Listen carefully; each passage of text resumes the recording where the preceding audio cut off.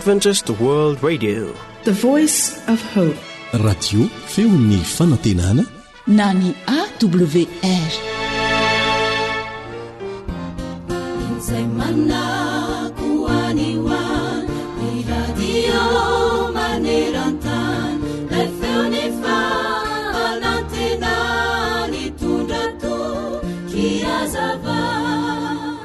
Fa inona ny mahazo anao anaka no to maloka dia maloka ny endrika ao hoy ity renim-pianakaviana nanontany ny zanany vavy. Kivy ary neny aho, ohatrany tsy mety daholo izay ataoko rehetra, tena kivy tanteraka ahy e, mba mivavaka foana fa tsy haiko fa ilozako mitaintaina eto fotsiny, olay zazavavy namaly andreniny. Dia namaly indray ilay renim-pianakaviana ka nanao tamin'ilay zanany hoe, reto misy antony telo tokony ho tadidianao mandrakariva eo amin'ny fiainanao anaka, mba tsy ahatonganao ho kivy sy ahatonganao tsy hitaintaina matetika. Voalohany, tsaroa fa Andriamanitra dia efa nilaza tamintsika fa tsy tokony hanahy isika satria izy no mamily ny sampi-piainantsika. Faharoa, mahatonga rarin-tsaina eo aminao ny ankiviana sy ny fitaintainana fa tsy mitondra vahaolana ho anao velively. Ary farany, tsy mbola nanampy olona na oviana ny fitaintainan-dava fotsiny ihany. Misy antony ny zavatra rehetra matoa mitranga eo amin'ny fiainana.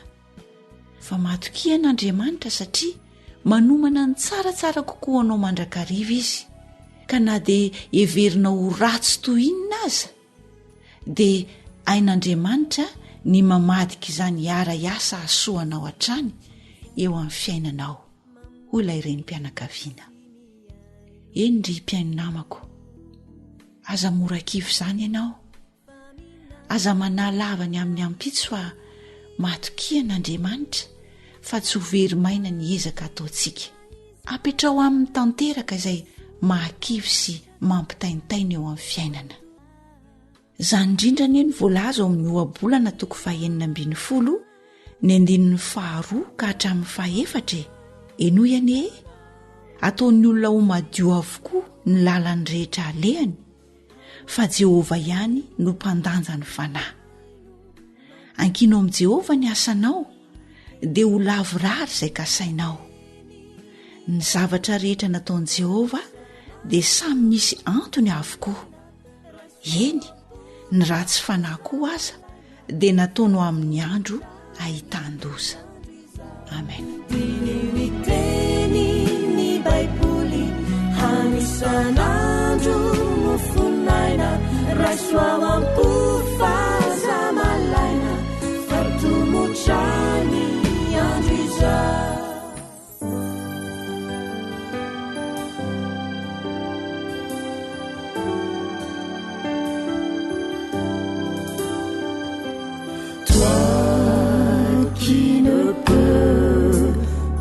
Trouver le bonheur, car la crainte serre ton cœur, et le danger qui règne autour de toi vient sans cesse ébranler ta foi. Ignores-tu que le Sauveur suprême peut donner la paix, la joie? Viens à Jésus, n'hésite pas, il t'aime. Souviens-toi, il est mort pour toi. Tarika Harlala.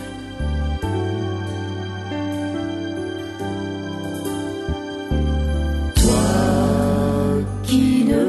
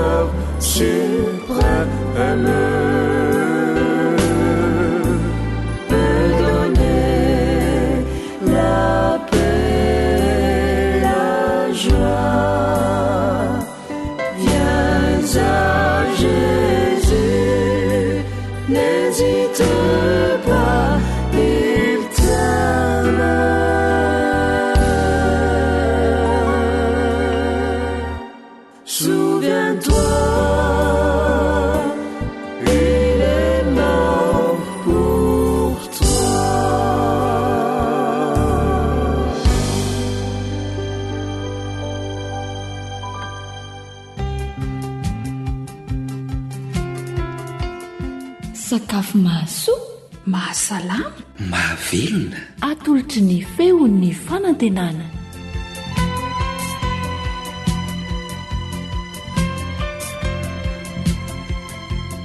Manonona fiadanany tompo ho antsika mpanaraka amin'ny fandaharana sakafo indray a, ny namanao Sabina Rakotondranaivo sy Samma mpandrindra ny lafiny ara-teknika. Rehefa betsaka ny mananasy a, dia tsara ihany koa izany no manamboatra sirop ahafahana mitahiry izany.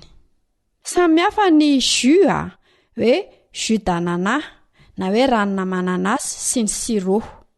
Ny sirop tsy azo sotroina amin'izao fa tsy maintsy tapohana rano, ka rano madio efa avy nampangotrahana ary rehefa mangatsiaka no atapoka azy. Ny sirop ihany koa dia azo tehirizina maharitra, amatona mihitsy aza. Izy ity izany dia afaka amidy azahoana vola atao fitiadavam-bola.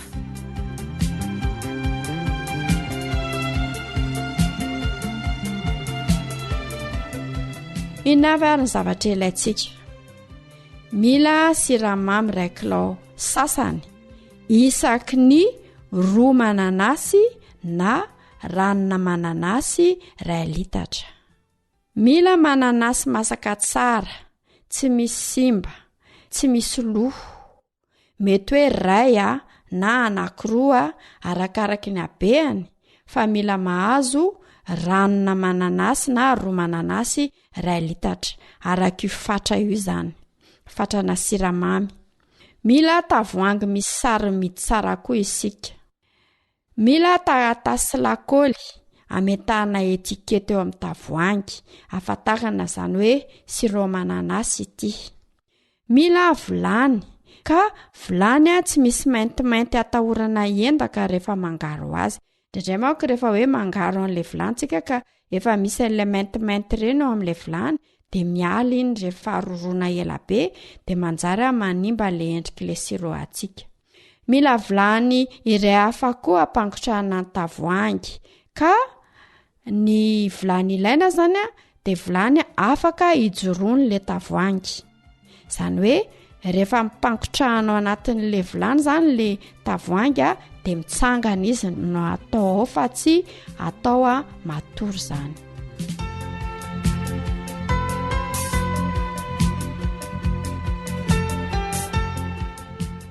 Ndao amin'izay hikarakara ny sirop isika. Voasana ny mananasy, esorina tsara ilay ohatran'ny masomaso maintimainty ireny. Rehefa izay dia tetehana madinika. Fiazana mba azahoana ny ranony, na totoina anaty fitotoana antsoina hoe mixeur, na koa raha manana an'ilay antsoina hoe centrifugeuse dia iny koa ny tena tsara satria iny ny tena azahoana an'ilay ranony. Ka 1 litatra no ilaina izany eto amin'ilay fatra an'ilay siramamy. Toy izay foana izany ny fatra ilaina raha ohatra ka hikarakara sirop. Rehefa izay dia arotsaka ao anaty vilany ny ranona mananasy sy ny siramamy. Ataingina ambonin'ny afo. Rehefa mitaingina eo ambonin'ny afo izy dia levonina ao anatiny ao izany, ka atao malefaka tsara ny afo. Levonina ao izany ny siramamy aroroana. Tena tsara izany dia amin'ny sotro hazo. Izay izany ny tena tsara angarongarona azy. Tanehana ny sirop mandra-pateviny, izany hoe raha andraisana amin'ny ratsan-tanana anankiroa izy rehefa tena mangatsiaka tsara, ka amin'ny fanalavirina ny ratsan-tanana nanery azy teo, dia mamorona sirany, mampifandray ny ratsan-tanana. Izany hoe misaotra ny fil kely izany, ka iny fil iny mahatratra eo amin'ny 3 centimetatra eo, izay vao tapaka.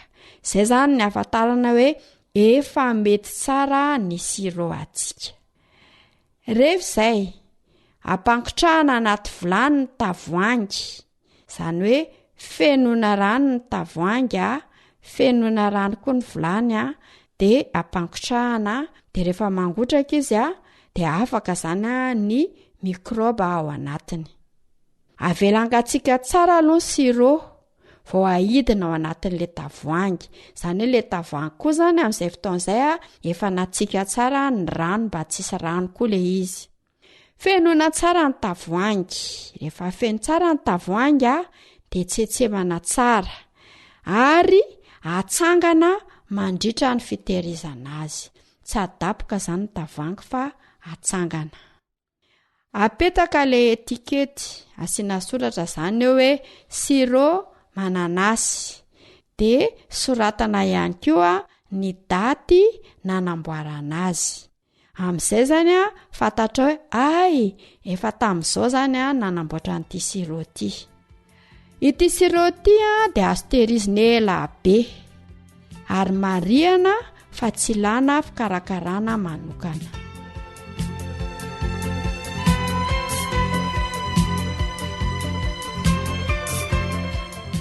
Fomba fisotroana sirop ary araraka anaty vera ny sirop. Sirop aloha zany ny araraka voalohany, dia avy eo tapohana rano mangatsiaka tsotra na rano mangatsiaka efa nampangatsiahana, zany hoe eau glacée. Rehefa manapaka an'izy dia somary atao ambonimbony le vavana tavoahangy dia araraka le rano amin'izay zany tonga dia ohatrany hoe fangaro avy hatrany izy. Afaka ihany koa nefa aroroana ifangaro tsara. Azo atao koa zany ny manampy glaçon, manatsara azy koa izany. Afaka haingona amin'ny didina mananasy ny vera ka apetraka eo amin'ny sisiny vera izany mba ho haingony. Afaka asiana an'le antsoina koa hoe pipette na le hazo kely afaka hisotroana azy iny mba hanatsaratsara kokoa zany ny endriny. Izy ity zany dia averikany hoe sirop izy ity ka tsy maintsy tapohana fa tsy asotroana amin'izao. Ny fatran'ny sirop kosa indray dia araky ny hamamiana itiavan'ny tsirairay azy. Inona ihany koa no azo ampiasaina amin'ity sirop ity? Afaka tapohana rano ny sirop ary atao rano andemana ny gâteau na ilay antsoina hoe sirop d'imbibage. Afaka anamboarana clarinette, zany hoe manamboatra sirop zany ianao amin'ilay mananasy dia ataonao anaty sachet dia idinao dia ataonao clarinette dia ampidirina anaty congélateur dia afaka atao an'ilay hoe clarinette tena tian'ny ankizy io. Afaka atao glace, atao anaty lasitra ary asiana tahony. Betsaka zany fa anjaranao ny manamboatra sy mikarokaroka izay itiavanao ampiasaina an'ity sirop ity. Marihana fa azo tehirizina maharitra mataona ny sirop.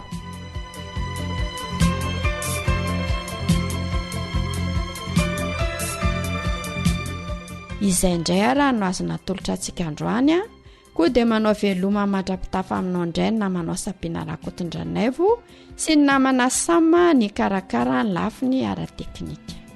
Veloma tompoko.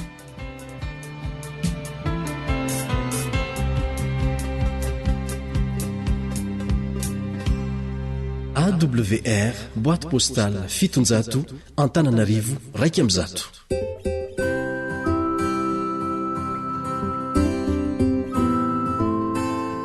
Tarika le ardia.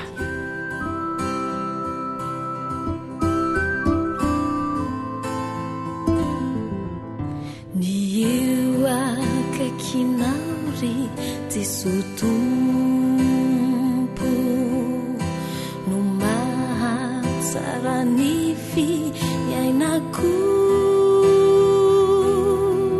ka tsy ala eo mihitsy aho ninonino namantso fa ny eto mora simba tsy anakinako ny fo.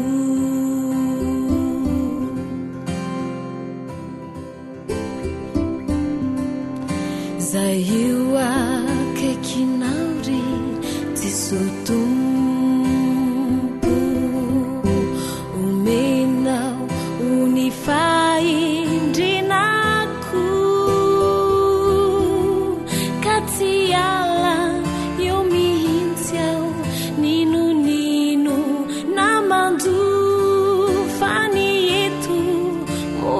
simba tsy anankina kony fo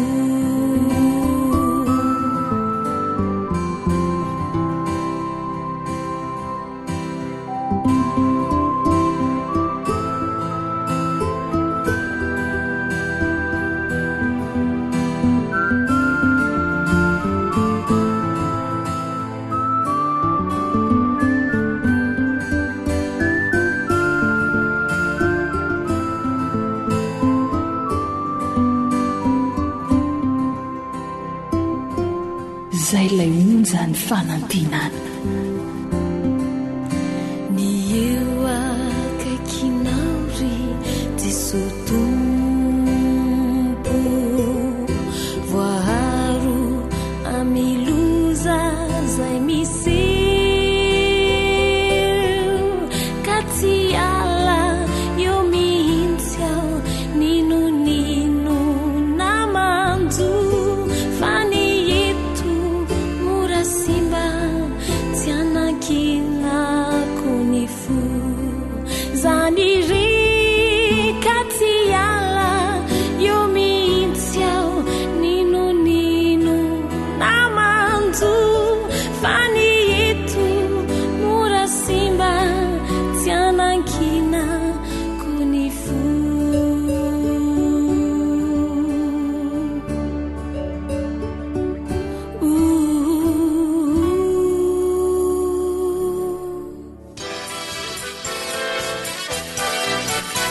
AWR manolotra ho anao feo ny fanantenana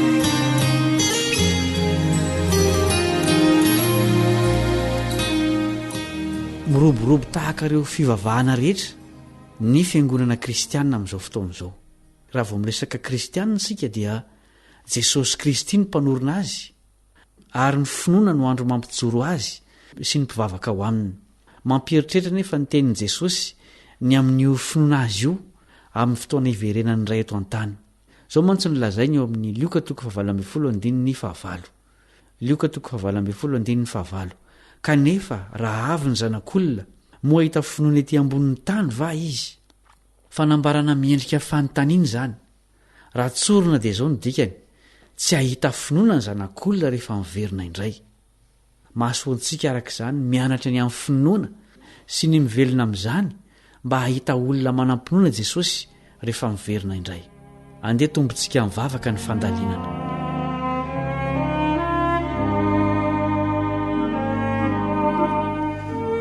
rainay izay ny an-danitro mampianaranay amin'ny alalan'ny fanahinao masina amin'izao fianarana momba ny finoana ataonay izao sokafo ny fo sy ny sainay andray fahalalana avy amin'ny teninao ary ampio zahay andeha amin'izany fahalalana mitondra fiainana izany amin'ny anaran'i Jesosy amen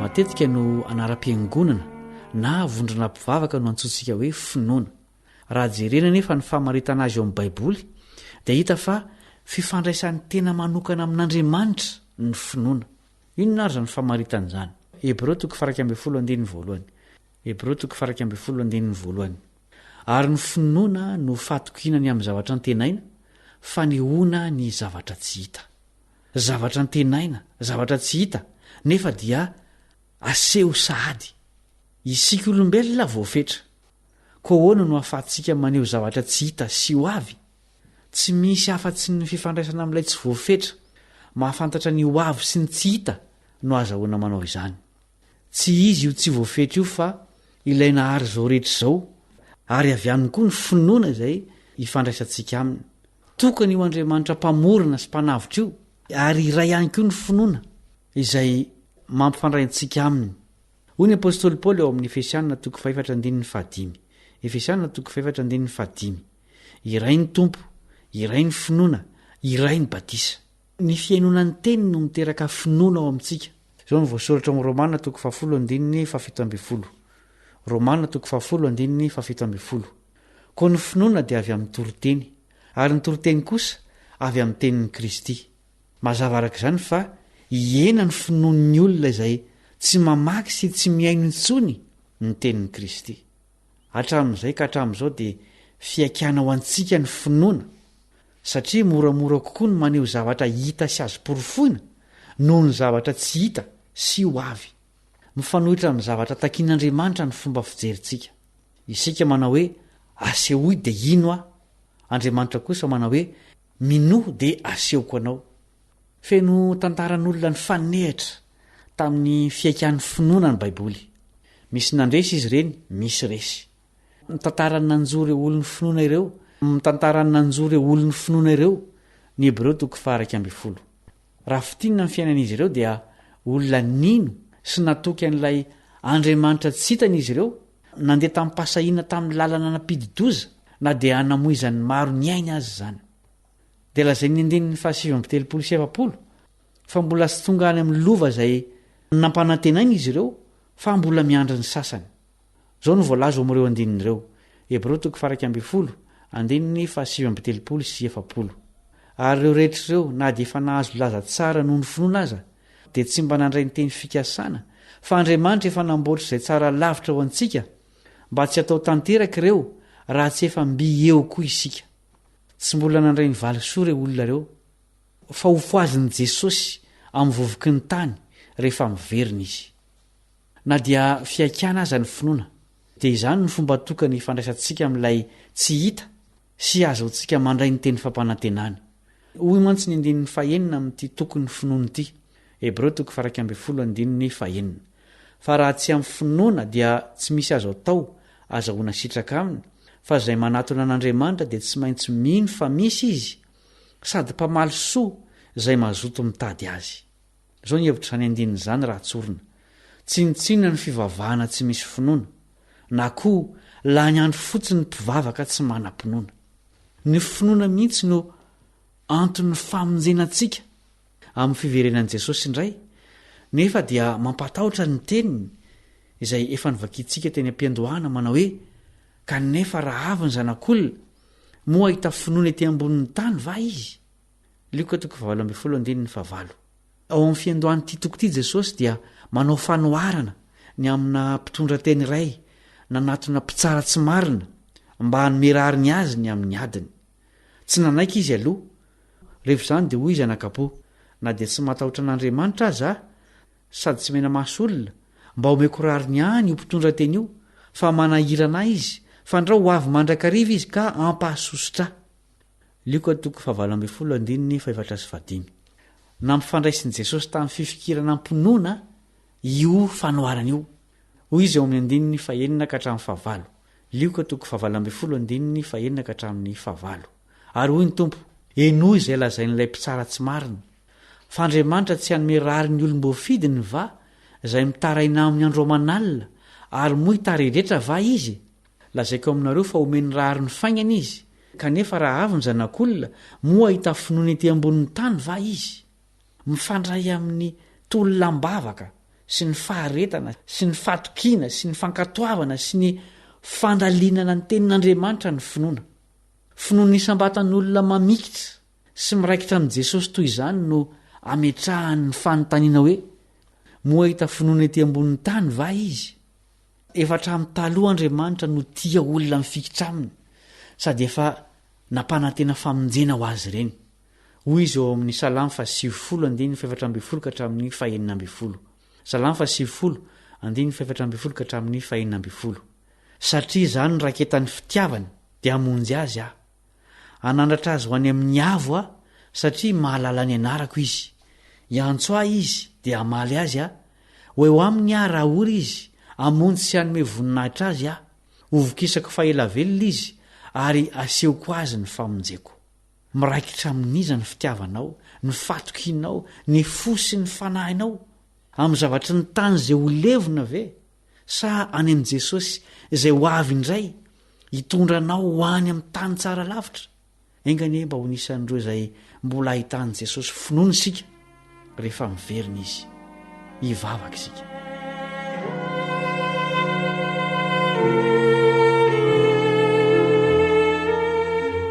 Jesosy eo ampitombony finoanay ho finoana mamikitra sa miazona matoky mankatoanao amin'izao andro faran'izao. Ampio izahay ahitany tsy hita izay tsara lavitra nampanantenainao ho an'ireo matoky hatramin'ny farany. Veloma ompony mandrakariva ny faniriana iaona aminao tsy hoelintsony eny amin'ny raony lanitra. Amin'ny anaranao Jesosy eo no angatahanay izany vavaka izany. Amen.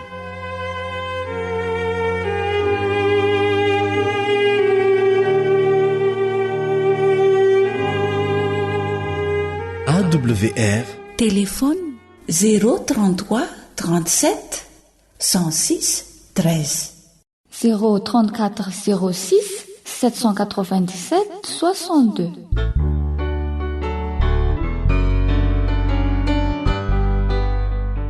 Antokobihira balsama fiderana.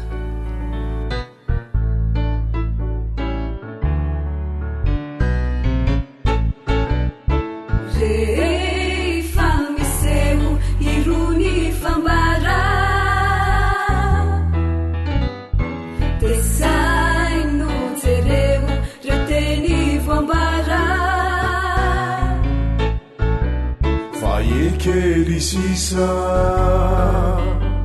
ilay paradisa faniany finoko deni tsenany tompo rehefa miseho irony fambara de saino jeremo reo teny vombara Kerisisa ilay paradisa faniany finoko deni tsenany tompo avia iara handrasi andry ilay fiverenany zay sasy tsy matafandrimandry fa izay andro izay fa kerisisa ilay paradisa faniany finoko deni tsenany tompo. You are listening to Adventist World Radio, the voice of hope.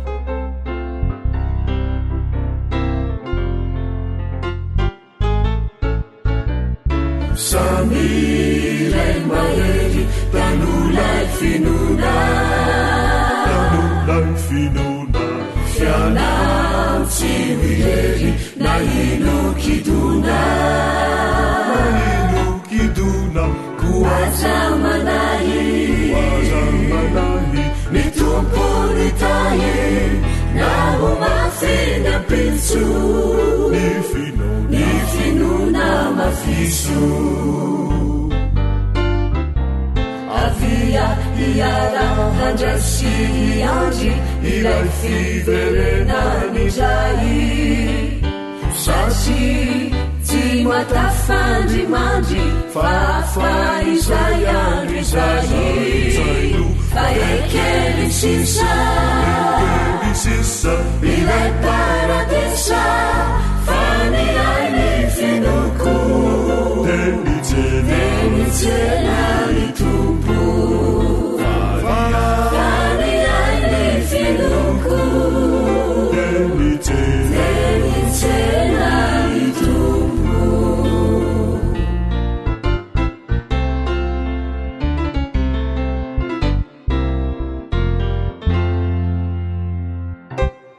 Ankoatra ny fiainoana amin'ny alalan'ny podcast dia azonao atao ny miaino ny fandaharany radio AWR sampana teny malagasy amin'ny alalan'ny Facebook isanandro amin'ny ity pejy ity AWR feon'ny fanantenana.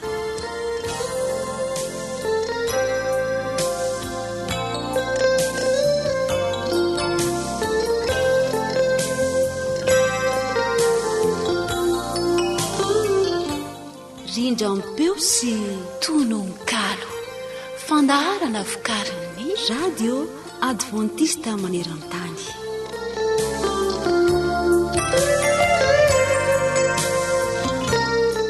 Manolotra ny araba finaritra ao tsika mpanaraka ny feon'ny fanantenana na ny awr.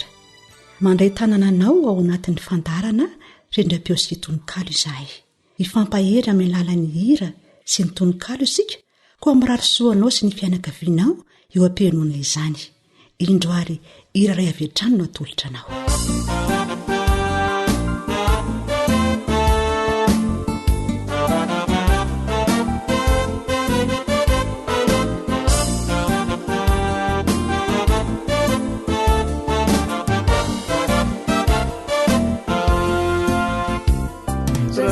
Hakifina izany fiainana dia norezao irana izao nandao ny olotiana tsy fantatra fanao ny katsaka ny afavaovao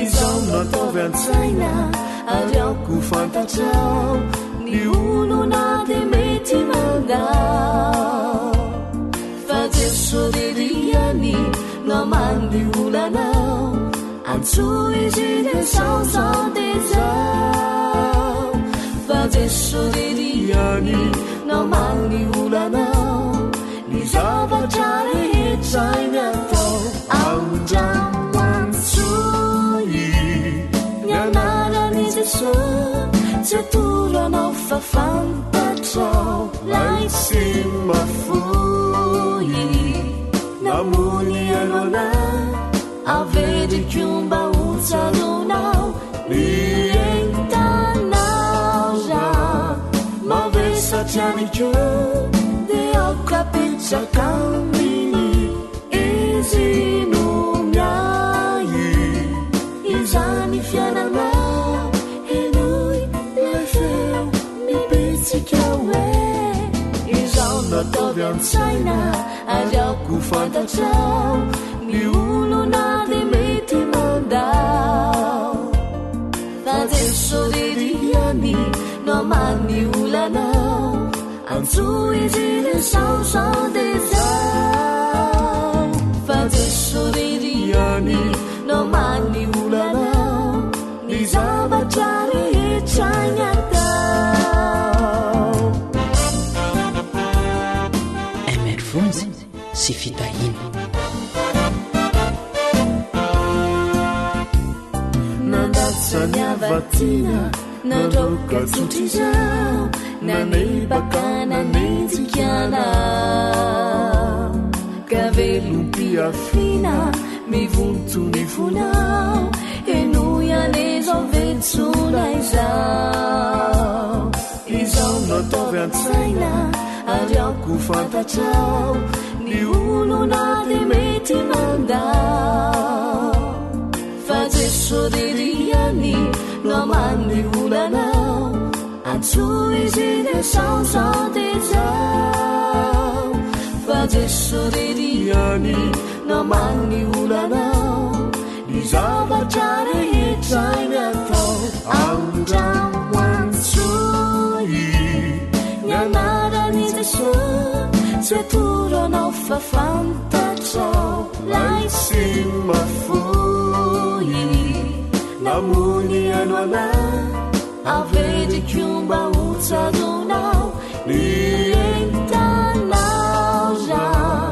mavesatrianiko dia aokapetsaka aminy izy no miahy izany fianana enoy lay feo mipetsika hoe izao nataovy an-tsaina ary aoko fantatrao ny olona dia mety mandao fa Jesosy ririany namany olanao antsoa izy dia saozao dia zao fa Jesosy ririany namany olanao ny zavatra rehetra iny atao.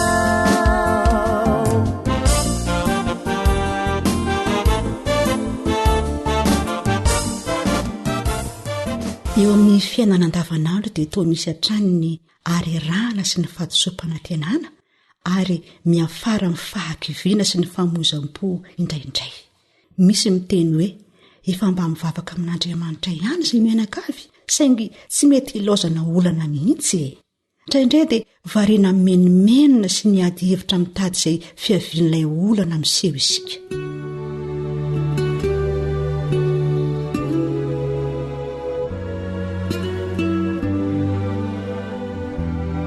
erezo raha androany ianao tomany mitrakare mitsangana izay ny fiainana an-tany any ambony andrandrana raha tojo fitsapana tsy nafoy akory ianao totoa vavaka mafana fa izy tompo tsy mandao maheriza andao iroso mitovy miadintsika izao fa melo lalana ny tompo izaho mivavaka ao anao mpanoratra Eki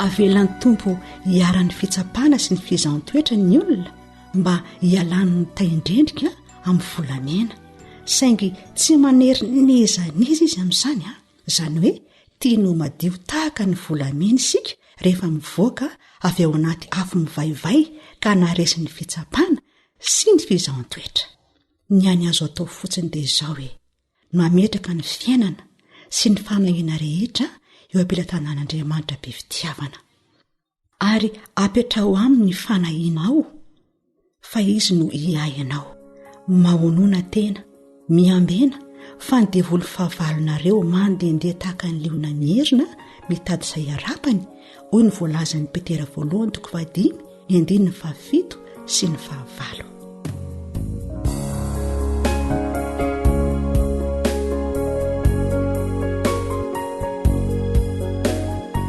tarika lalao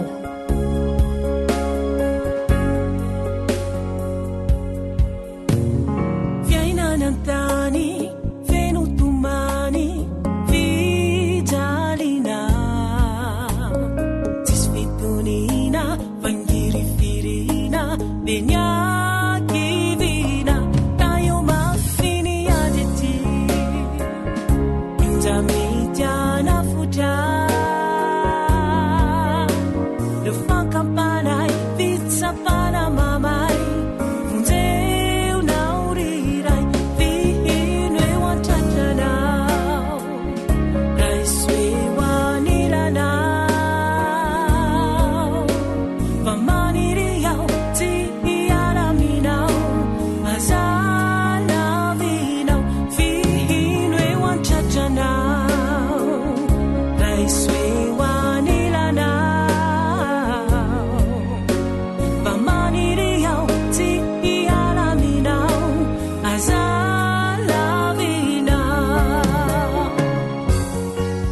WR mitondra fanantenana isan'andro ho anao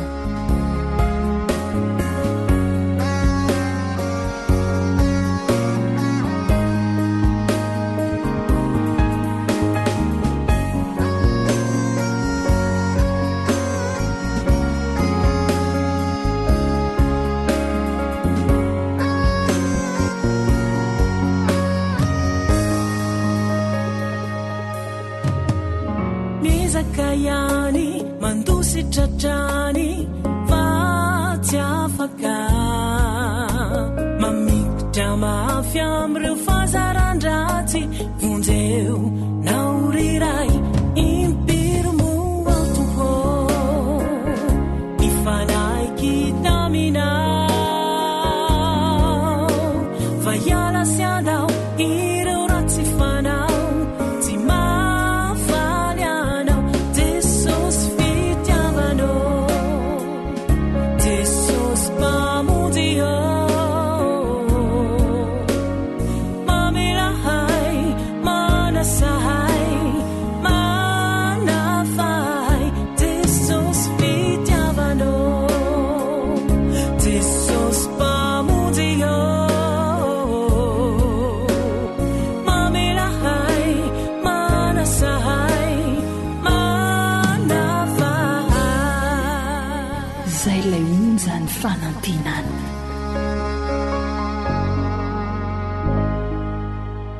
ny any azo atao izany manoloana ireo fahasarotam-piainana sy fahakiviana toy mila hareraka ny fo sy ny saina dia ny finoanan'Andriamanitra be fitiavana sy mahery indrindra. Ambonin'izany rehetra izany dia tia ny anana fifandraisana tsara sy matotra aminy isika olombelona tsirairay. Tia ny isika olony finoana ka ninino natao dia hametraka ny fanahiana eo ampelantanany mba tsy hakivy antsika na ho reraka ambony any. Ary io finoanan'Andriamanitra io hatrany no manosika antsika hiasa sy hiatrika ny fiainana. Tsarovy ry mpianamana fa ety tany honenantsika ity mihitsy no tian'Andriamanitra hatsaraina sy havaozana fa tsy ny fiainantsika fotsiny.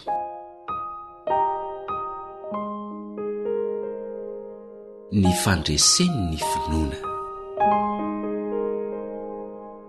Misaotranao zahay ray, misaotranao tokoatokoa.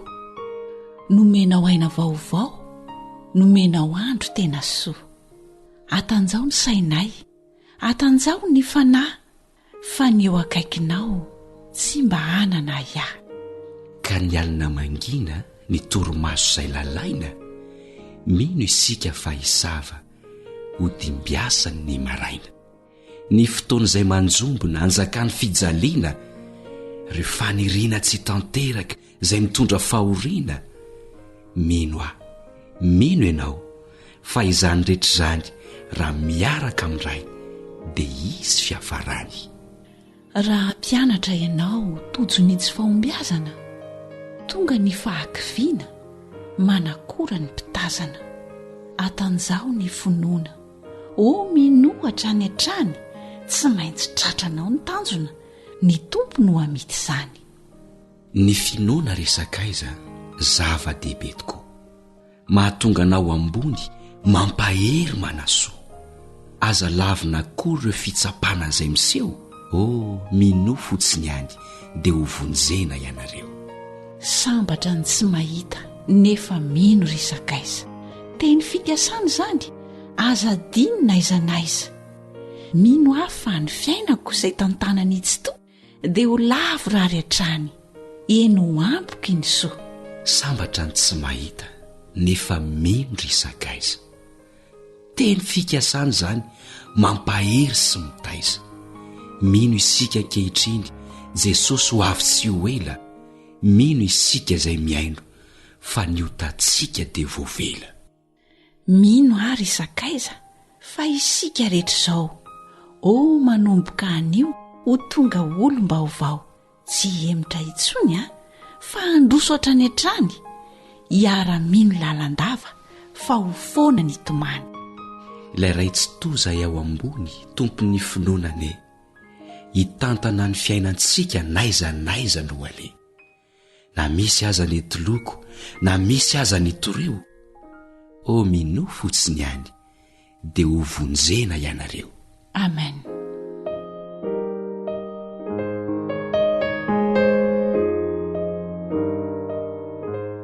Mpanoratra Raingo Arson Alain.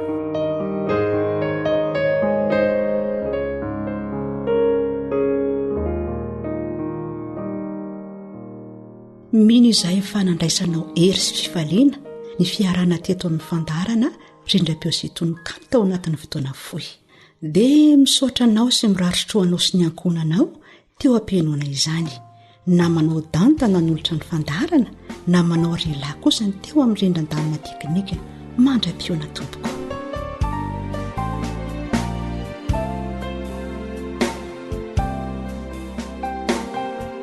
Tarika Jacqueline.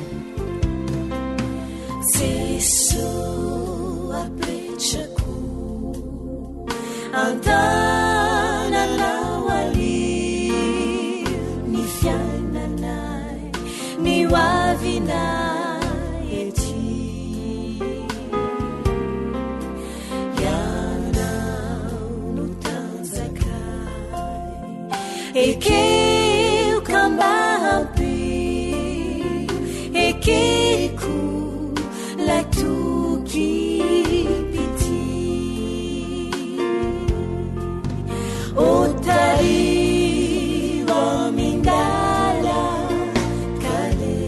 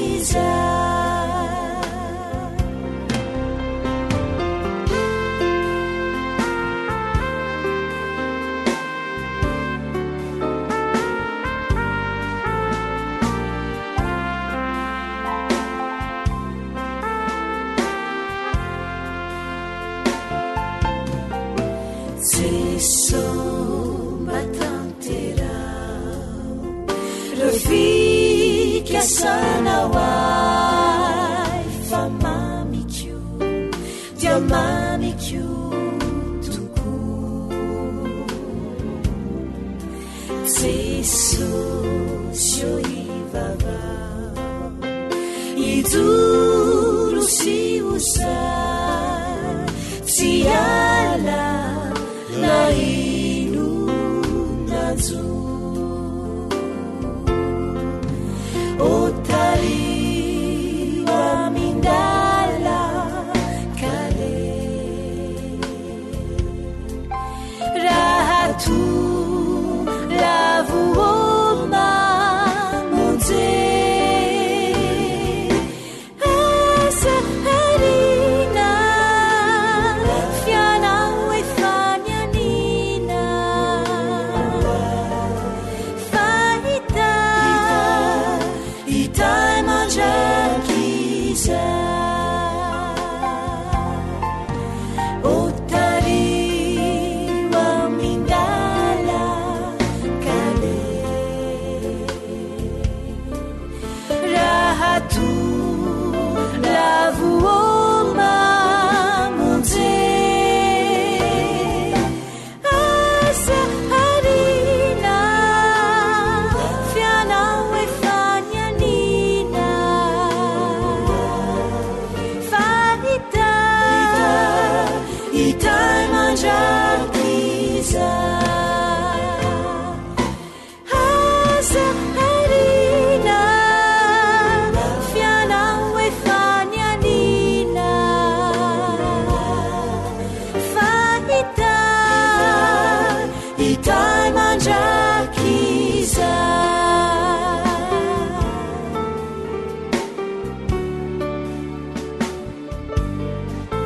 fahita itai mandrakiza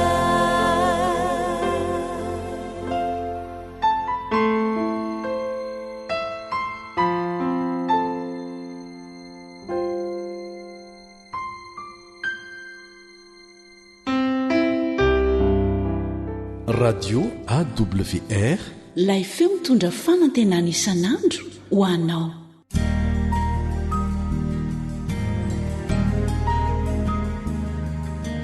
faniteninao no fahamarinana. taridalana manokana fianarana baiboly avoaka ny fiangonana advantista maneran-tany. iarahanao amin'ny radio feo ny fanantenana. nitoetrano ny fantalianantsika ny amin'ny fanekena mandrakizay eo amin'andriamanitra sy ny olona ary mifantoka eo amin'ny taranaki abrahama ny fianarantsika mandritra ny andro vitsivitsy. miaraba sady manasanao anaraka izany hatramin'ny farany ny mpiara-mianatra aminao Kaleba Ndretsikivy. inona moa ny tenin'andriamanitra ny amin'ny zanak'Israely? Deutéronomie 7:7 Deutéronomie 7:7 fa firenena masina ho an'i Jehovah Andriamanitra ao ianao, fa ianao efa nofidian'i Jehovah Andriamanitra ao ho firenena rakitra soa azy mihoatra noho ny firenena rehetra ambonin'ny tany. Tsy azo edikevitra ny amin'izao zavatra izao. Ny fidy manokana ny vahoaka Hebreo fa iny Andriamanitra ho solon-tenany eto an-tany. Ny teny hoe manokana ao amin'ny dika teny fototra dia midika ho fananana sarobidy na tahiry manokana. Izao koa ny zava-manandanja tokony ho tadidiana. Io safidin'Andriamanitra io dia asany tanteraka fanehoana ny fahasoavany. Tsy nisy na inona na inona nety amendrika azy ireo azo izany fahasoavana izany tao amin'ny vahoaka. Tsy nisy mihitsy satria fanomezana ho an'izay tsy mendrika azo azy ny fahasoavana. Ahoana no anehoan'i Ezekela io fifidianan'Andriamanitra ny zanak'Israely io? Manasanao iara-maka ny Ezekela 5:9. Ezekela 5:9. Ary raha nandalo aho ka nijery anao dia hitako fa izao ny fotoanao dia ny fotoam-pitiavana, ary narakotra anao ny lambako ka nisaronako ny fitanjahanao, eny ny ainina taminao aho ka nanao fanekena taminao hoy Jehovah Tompo, ka dia efa ahy ianao. Izao ny soratan'ny mpanoratra iray antsoina hoe J. Thompson ny amin'ny fidianan'Andriamanitra ny vahoaka Hebreo. Nahoana ny Israely no nifidian'Andriamanitra? Zava-miafina izany. Antokony olombitsy izy ireo izay tsy nanana kolontsaina lehibe manahoana na koa voninahitra. Tsy nanana tsarana manokana sy ny avaka akory izy ka ho natonga izany safidy izany. Avy amin'Andriamanitra irery ihany izany fifidianana azy ireo izany. Nitoetra ao amin'ny zava-miafy ny fitiavan'Andriamanitra ny anton'izany safidy izany. Tian'i Israely Andriamanitra ka nifidy azy. Tamin'izany no nanatanterahan'ny teny fikasana nataony tamin'ireo razamben'izy ireo. Voafidy izy noho ny fitiavan'i Jehovah azy. Tamin'ny fanehonan'ny herin'i Jehovah no nanafahana azy tamin'ny fandevozana tany Egipta. Aoka ho tsapany indray izany zava-dehibe izany, dia ho hita fa vahoaka masina sy rakitra soa tokoa izy. Ny firoana ny hiala amin'izany toerana mendrika nametrahana azy izany, arak'izany dia mendrika ny andraisany ny fanamelohana faratampona. Araka ny fikasan'Andriamanitra sy ny zava-kendreny, dia sady natao ho taranaka-mpanjaka ny Israelita no mpisorona ihany koa. Natao ho mpanjaka izy ireo tao amin'ny tontolo ratsy fanahy ara-pitondran-tena sy ara-panahy, izany hoe natao anohitra sy andresy ny fanapahan'ny ota. Amin'ny mampisorona azy ireo dia natao anakaiky an'Andriamanitra mivavaka sy ny fiderana ary ny fanatitra izy ireo. Amin'ny mampanelanelan an'Andriamanitra sy ny jentilisa azy ireo dia natao mpampianatra, mpitoroteny, mpaminany, ohatra masina ary anio ny fivavahana marina ny zanak'Israely. Nilaza Andriamanitra tao amin'ny andininy vakitsika tany am-piandohana fa mihoatra, izany hoe ambony noho ny firenena rehetra eto an-tany ny zanak'Israely. Inona moa no hevitra izany? Eo amin'ny fisainana sy ny fampianaran'izao tontolo izao mantsy dia miteraka avinavina sy fanandratantena ny fahamboniana. Ary entina mamely ny olona rehetra izany, na dia ny kristianina aza. Nanahoana ny fomba fiainan'i Jesosy izay nanana ny fahafenoan'Andriamanitra rehetra? Ino izay lazainy eo amin'ny Mateo 4:7-20. Mateo 4:7-20. Fa tahaka izany, ny zanak'olona tsy tonga mba ho topoina, fa mba hanompo ka hanolotra ny ainy ho avitra isolony maro.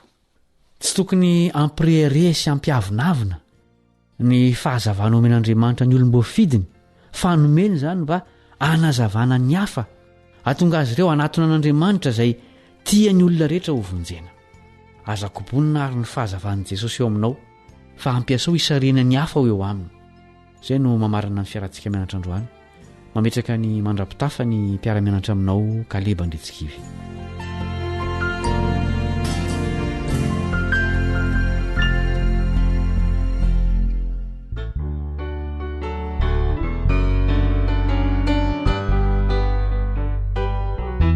Antokopihira Balsama Fiderana.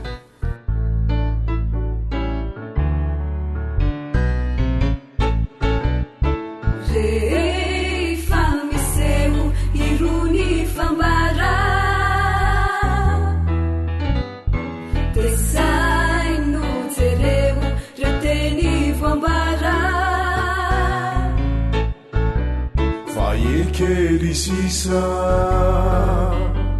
ilay paradisa faniany finoko de nitsena ny tompo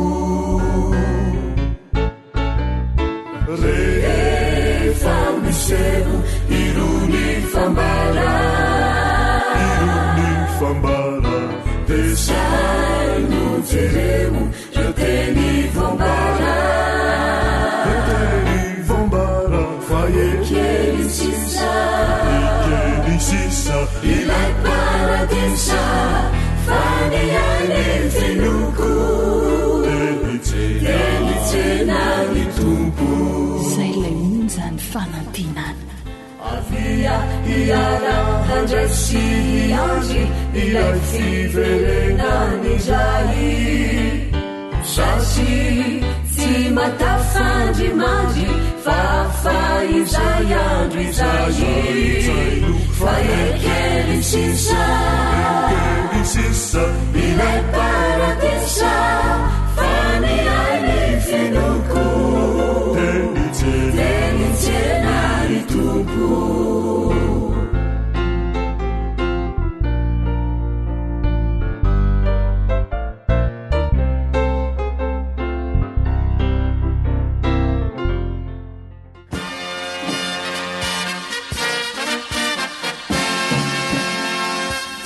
Adventist World Radio, the voice of hope. radio feon'ny fanantenana. Ny farana treto ny fanarahanao ny fandaharan'ny radio feo fanantenana na ny AWR amin'ny teny malagasy. Azonao ataony mamerina miaino sy maka maimaim-pona ny fandaharana vokarinay amin'ny teny pirenena mihoatriny 100 amin'ny fotoana rehetra. Raisoaryn'ny adresy ahafahanao manao izany: www.awr.org na www.feofanantenana.org.